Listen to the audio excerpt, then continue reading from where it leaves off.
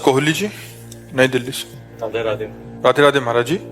महाराज जी, प्यार क्या है? प्यार का उद्देश्य क्या है? दिव्य प्रेम की स्थिति कब और कैसे प्राप्त होती है? कृपया मार्गदर्शन करें।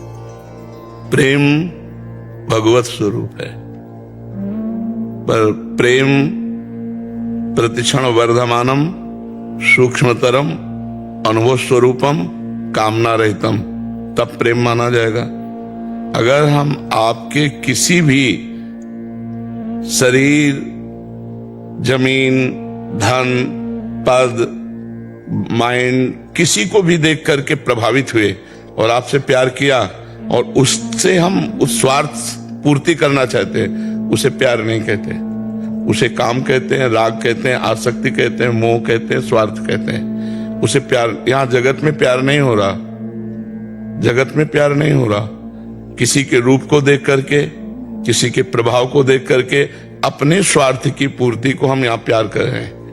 नहीं तो फिर प्रेम विवाह होने के बाद डिवोर्स क्यों हो जाए, फिर प्रेम होने के बाद ब्रेकअप क्यों हो जाए? जिससे हमने प्यार किया उसको हम जहर कैसे दे सकते हैं? तो ये सब प्यार करने वालों में देखा गया। तो इसका मतलब यहाँ जगत में प्यार है नहीं, प्यार केवल परमात्मा से ही होता है, जो सूक्ष्मतरम अनुभव स्वरूपम प्रतिक्षण वर्धमानम, प्रतिक्षण बढ़ता रहे, यहाँ प्रतिक्षण घटता रहेगा।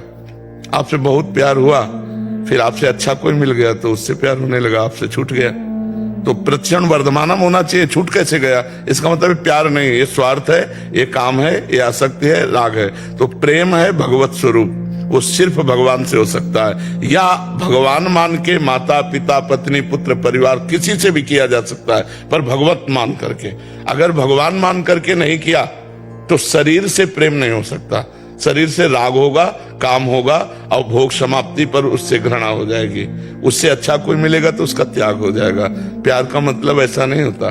प्यार का मतलब होता है, अगर हम आपसे प्यार किया है और आप इससे प्यार कर रहे हैं तो हम आशीर्वाद देंगे कि आप सदैव सुखी रहो, क्योंकि आपका उससे प्यार हो गया है, तो आप सुखी रहो, आप सदैव कभी दुख ना पाओ। आप दोनों ऐसे अपने प्यारे को सुखी देखना प्यार का लक्षण है। संसार का प्यार ये है, अगर आप हमसे प्यार करते तो सिर्फ हमसे, तो ये प्यार नहीं।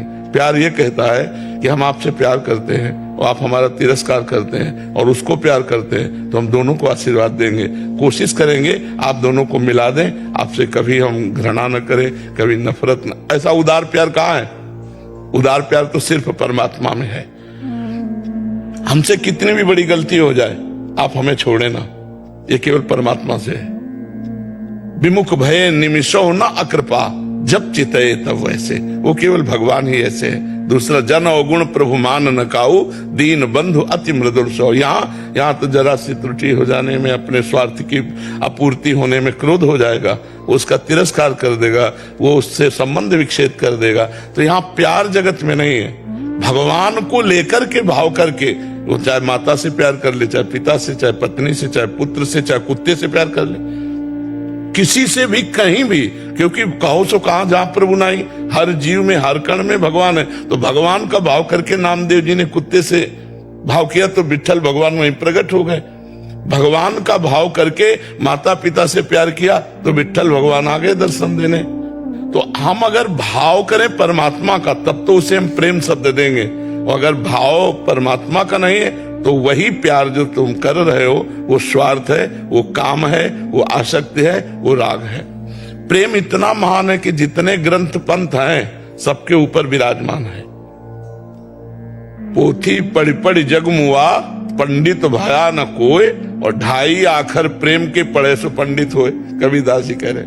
प्रेम अगर आ गया तो सब ज्ञान, पंडित माने होता ज्ञानी, सब शास्त्रों को पढ़ लिया लेकिन प्रेम नहीं आया तो पोथी पढ़ी पढ़ी जग मुआ, पंडित भया न कोय, ढाई आखर प्रेम के पढ़े सो पंडित होए। और वही प्रेम दिव्य होता है, और प्रेम परमात्मा को अव्यक्त से व्यक्त कर देता है।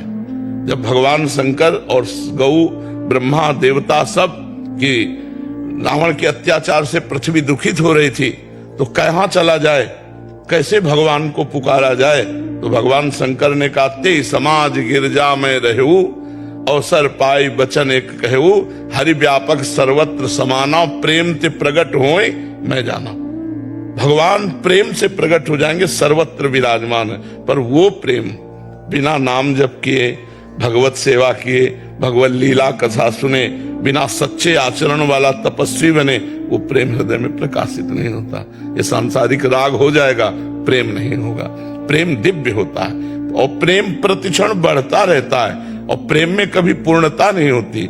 छिनई घटे छिन बढ़े सो तो प्रेम न होए, अघट प्रेम पिंजर बसे प्रीति कहावे सोए। और जब प्रेम आ जाता है तो अपना प्यारा अपने नेत्रों में बस जाता है, इतने नजदीक हो जाता है कि पी मूर्ति नयनन बसे ते रस राहे समाये, ये लक्षण सुन प्रेम के और न कछु सुहाय, और न कछु सुहाय फिरे अपने रस मातो, कुटुम देहते जाए छोटी सब ही विधि नातो, जा जा पी की बात सुने खोजत तिन गैनन, हित ध्रुव छिन छिन ले प्रेम जल भरी भरी नैनन। अपने प्यारे की याद करके वो रोता रहता है, उनके विरह में तड़पता रहता है। तो क्या प्रेमी का मिलन नहीं होता?